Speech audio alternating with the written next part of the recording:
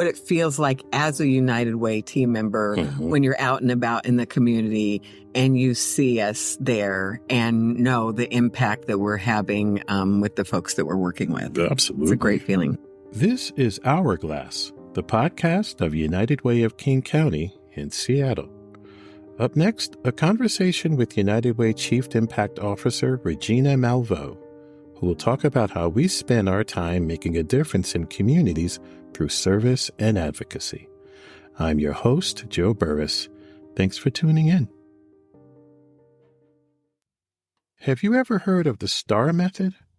It is an approach to problem solving that is popular among some job interviewers.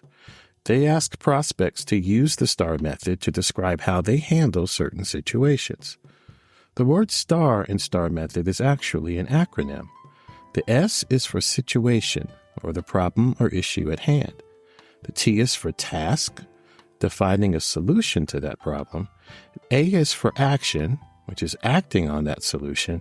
And R is for result, the outcome of your efforts. At United Way of King County, we see people in our communities embodying the STAR method every day. The situations they face include struggles to pay rent, to keep food on the table, to stay in school, or to make those hard-earned paychecks go further. The task is to seek help, which for some is the hardest thing to do. But they act on that task, and that's where we come in. We provide rental assistance, home grocery delivery, free tax preparation, resources for college students, and other much-needed services. Then we advocate for policy changes that eliminate many of the problems people face. The result? In this past year alone, we delivered culturally specific foods to 5,000 families a week. We distributed rental assistance to 8,000 households. We provided more than 12,000 kids with free lunches during the summer months. We furnished financial support to 5,300 students at 10 local colleges. We prepared tax returns for nearly 14,000 clients, securing more than $14 million in tax refunds. And we successfully advocated for policies that include year-round high school re-engagement programs and expanding the federal free school meals program for more than 92,000 students. It's all part of our efforts to ensure everyone has access to resources, enough to eat, quality education, and a safe place to call home. Much of this work is made possible by United Way's Community Services team, which aligns with partners in the public and private sectors to help solve some of our community's toughest challenges. Our Community Services team is led by Chief Impact Officer Regina Malveaux, a former Washington State Women's Commission director who also led YWCAs in Spokane and Norfolk, Virginia. Regina oversees a staff of 45 people on the Community Services team. They work with about 150 AmeriCorps Vista members and 125 funded agencies, all working to ensure that the $42 million we invest in communities makes the biggest impact. We sat down with Regina for a Q&A about leading United Way's service and advocacy work. As with all of our work, United Way partners with local community organizations who are working most closely with those with the deepest needs. So during the pandemic, for example, United Way was selected by King County to help disperse millions and millions of dollars in rental assistance over that 3-year period. And they selected United Way because of our history of being in deep relationship with community organizations, knowing and trusting us to be able to ensure that those monies got out to the folks who needed them most. And so through that process and the difficulty of the pandemic, we learned that where United Way really can be most effective is helping stem the flow into homelessness for folks by helping to try to prevent folks from eviction and helping them remain stably housed. Because we know that once someone has lost housing, it's very, very difficult to restabilize. And so we really transitioned to focus exclusively on keeping folks housed, and also working with folks like our partners at the Housing Justice Project, helping to provide representation for folks that are in housing court facing eviction. And then we have a really strong partnership with Housing Connector, where folks who maybe have some challenging rental histories are able to be connected to landlords who are open to giving them a second chance. And also it's another opportunity to access some of those rental assistance dollars. Now, Regina, what are some ways United Way is working to address hunger in our communities? We provide free meals to students during school closures, and there's several additional, really, I like to think, innovative ways that we work to ensure that people aren't hungry. So through strong community partners with local farmers, food banks, grocery stores, and DoorDash, we work to fundamentally change the way the emergency food system operates, and are really trying to build dignified and equitable access to culturally specific nutritious food. So again, as I said, that includes working with DoorDash and local food banks, offering free home delivery of food boxes across King County. And even though signups for the program are currently closed, unfortunately, as a result of what we kind of keep referring to as the pandemic funding cliff, that funding has dropped considerably. Folks can still add their name to the wait list on our website. A couple other big ways that we are working to address hunger in King County is offering fresh vegetables available through community-supported agriculture that's available for online order and delivery from Pacific Coast Harvest. It's also something that can be found on our website. And then really excited about our work with organizations like South King County Food Coalition, where we're really working together with food banks, farmers, and community to actually improve the food systems that are accessible here in our region. Where would folks most likely see our work in community? I think the areas where we tend to be most visible are in the King County Summer Meals Program, which is implemented across the county with amazing host sites that really are known and seen as community centered organizations. Another place where our work tends to be highly visible, particularly at this time of year, is the free tax program. We have 20 free tax sites throughout the county. Last year, the work of those important volunteers helped put $12 million into the hands of low and moderate income folks across the county, and really helped ensure that folks were tapping into the then recently passed state working families tax credits. So really, really excited about that work. And so again, if we're thinking about where folks actually see us and see the United Way brand, the United Way logo, I think the Summer Meals Program, the free tax program, those are places that folks are accustomed to seeing us. Also, just want to put a plug that folks can go to our website and click on free tax help or get free tax help and see the list of those locations, hours. There's even a free online option for folks that don't want to go to sites. But another two areas where United Way's work has become increasingly visible is really in the areas of rental assistance and food security. And those were areas really of growth that came during the pandemic with the influx of federal dollars. Great. I just love going to South Center Mall, which is one of the tax sites, and just walking through the mall and just seeing that sign. Hey, that's us. That's us. Yes, Right that's me. Yes, that's us. And the same thing for the Seattle, the main library branch. We got this huge banner during tax season that's overlooking a walkway, a balcony, where it says free tax. So if you looking around, you can't miss us. Okay. Yes. Please come out and let us do your taxes. Yes. And it feels really, and I appreciate you pointing that out. What it feels like as a United Way team member when you're out and about in the community and you see us there and know the impact that we're having with the folks that we're working with. Absolutely. It's a great feeling. Absolutely. Now, you hear people talk about how they work side by side with community. I mean, everyone speaks that way. Right. In what ways is United Way, do you believe that you and your team specifically are indeed working side by side with community? I think this is one of the most exciting parts of the work to me. I've been just so excited to see the close partnership between our team members that kind of oversee these pillars of work and community. So one example of that would be the Black Community Building Collective, which is 14 Black-led and 4 organizations that are really, really just having deep impact across the communities that they serve.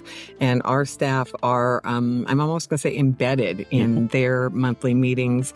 I think I referenced earlier our Racial Equity Coalition. We're members of our Education Strategies team, again, working side by side with community-based, culturally specific community-based organizations that really know their communities and their kiddos well and what they need to be successful in school systems that sometimes historically are pushing them out as opposed to finding ways to pull them in. And so those are just a couple of examples, but many of our staff are not only involved in coalitions like that are tied to our funded agencies, but they serve just independently on their own time on many community organization boards. But probably primarily one of the things that I've learned in my time here is that almost everyone who does work on the community services team comes here with a lived experience and passion for the work, which is really, I think, really demonstrated in how we work. You know, you really talked briefly earlier about lived experience. And, you know, so many of us know what it's like to be poor. Yes. You know, and how the nation, maybe even the world, reminds you that you're poor. Yes. Even if you don't, even if you understand that poor people are creative and they find a way, that they make a way, the world reminds you that you're there.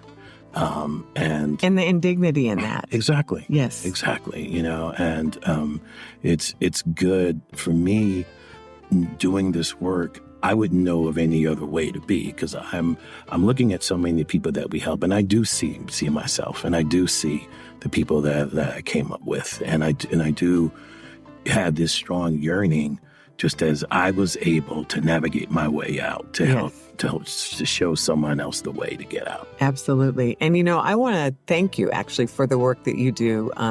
I try to be out in the community as much as I can, but I so enjoy your blog posts and the stories that you capture in talking to our friends and neighbors who are out in the community doing this work. So thank you for that. And I would encourage folks to visit our website, read those stories of impact and of the ingenuity that you talk about in how folks are helping themselves with, what sometimes are a small amount of resources that our organization is able to give to them, and just the brilliance and creativity and commitment of the folks in community frontline doing the work. It just it's so really, really inspiring. Yeah, and it makes the job of telling their stories easier. Yeah, it really does. It's so easy because, you know, you just see so many people out here doing amazing stuff, and all you're just doing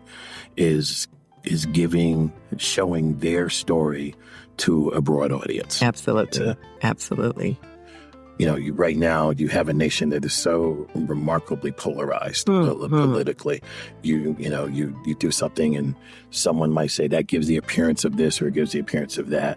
So it's a hard time. It really is, you know, and And yet we're trying at the same time to make a difference in the midst of all polarization. Yes. So how does United Way do its advocacy work without giving the appearance of being partisan?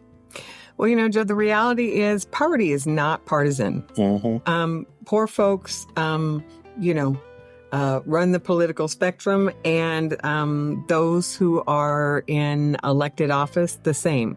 So we really believe that advocating for policies that help alleviate poverty, should not be partisan either. So our public policy team and the advocacy partners that we really work closely with are consistent in making sure that we speak with legislators on both sides of the aisle. We nurture those relationships, year round, invite folks to come and see our work, hear the data, learn more about the needs. Again, we don't target any particular body of legislators. We are here to give voice to the needs of our community and make sure that all of our decision makers are really equipped to make the decisions that will help those in the greatest need. Now, a little bit about you. What drew you here? What drew you to this work? It really was what drew me to my now almost 30-year career in the social service, social justice, and public policy sectors was really my own experience as a young mother leaving an abusive marriage and needing to apply for public assistance. And that experience of trying to provide for an infant and a toddler in a high cost of living city, San Diego, where I'm from, which is very similar to Seattle in a lot of ways, helped me learn firsthand how many barriers there are for folks needing kind of a temporary hand up. And it really felt like some of those systems actually seemed intended to make it harder for folks to access those dollars. And I just remember feeling like it was not only unjust, but unnecessary. And I just felt like there had to be a better way, and I wanted to be a part of it. So that's really what drew me to this field, I'd say, those couple of decades ago. But really what drew me to United Way was, and King County in particular, was just seeing the really extraordinary impact that this particular United Way has, and the unique approach it has to working so closely with community members to not only invest in them financially, but really to work at sharing power and, as I said, helping to amplify their voices. So when you've had the kind of career I've had in the nonprofit sector and had the opportunity to see the challenges, I think there's an analogy about starfish. You get exhausted with only being able to provide individual interventions. And while it's wonderful to be able to be a part of helping a young family like mine, but 25 years ago, having the power to stop things from being as unjust as they are, and having as many barriers to accessing resources as there traditionally have been. I was excited about the power in that. And it's one of the main things that brought me to United Way, and that makes me so proud about the work we're doing here together. Any final thoughts? We've talked today, Joe, about just a real breadth of the work that United Way is doing in community. And we really are only able to do that because of the support of our friends and neighbors. And so we'd just really encourage folks to not only visit our site to learn more about our work, access resources, or share those resources with folks who they might know who might need us at this moment in time. But equally important, I wouldn't be doing my job if I didn't remind folks that, United Way is able to work because of the dollars that, our friends and neighbors and corporate neighbors give. And so would encourage folks to give and support this really important work we're trying to do here together. Regina Malveaux, Chief Impact Officer for United Way of King County. Thanks, Regina. Thank you so much. I appreciate you. Okay.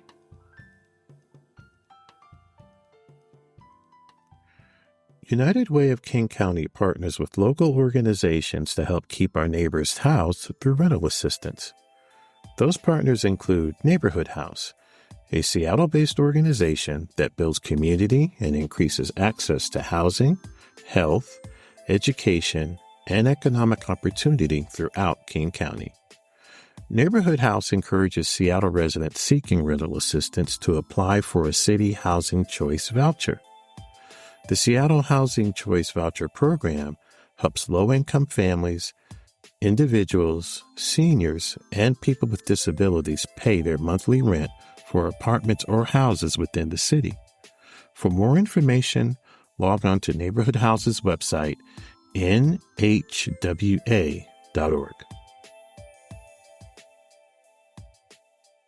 Be sure to join us for our Changemakers event, Volunteer and Learn, on March 23rd from 10 a.m. to noon.